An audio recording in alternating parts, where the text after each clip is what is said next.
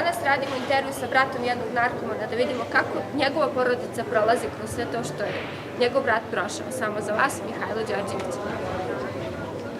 Dobar dan. Dobar. Recite mi, kako ste saznali da se vaš brat drogira? Primetio sam po ponašanju i ne znam, po očima, po njegovim postupcima, ali je vrhunac bio kad je došao sa pričom da duguje pare dilerima i da to može da se vrati, da ga ne bi likvidirali. Kako je ostatak vaše porodice reagovao na to? To je bio veliki šok za njih, nisu mogli da se pomire s činjenicom da to može da bude njihovo dete. Koje droge je on uzimao? Uzimao je, prvo je to bio bensedin i pivo, posle marihuana, pa heroin, pa ekstazi, LSD, kokain. Kako prepoznati narkomana? Pa po ponašanju, po spavanju, po načinu života, po očima, po priči. Na koji način ste želeli da mu pomognete? Pa pružio sam mu podršku i pričao sam s njim puno, ali on to nije hteo da prihvati. Šta je dalo najviše rezultata da se on iz korena promeni?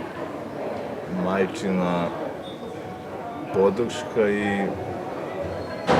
i duhovno-rehabilitacioni centar Crna Reka.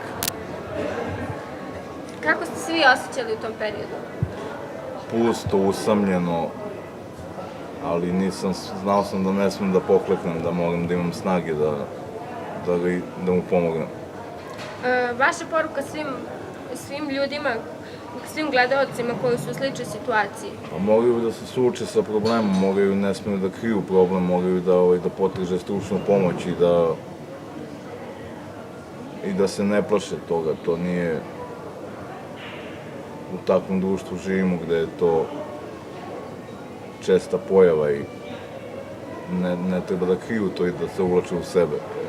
Da li vam možete pričati o tome kako je došao prvi put u susret sa drogom? To je bilo zezanje u početku. Prvo je počeo da pije bensedin i pivo, posle društvo marihuana i onda sve ostalo. Narkodileri za svoje žrtve uglavnom biraju neiskusnu omladinu koja ne znaju šta znači zapravo droga. Daju je besplatno i čak pokušavaju da se naljute i da se uvrede kada poželiš da im platiš. Nakon toga kreće pakao. Narkomanija je ovde izuzetno širok pojam. Teško je izbaviti se s tim. Mora da se prihvati problem i da se potraži rešenje. Najbitnije je da svi narkomani znaju da ne mogu sami da izađu na kraj sa tim. Bez pomoći oni su nemoćni.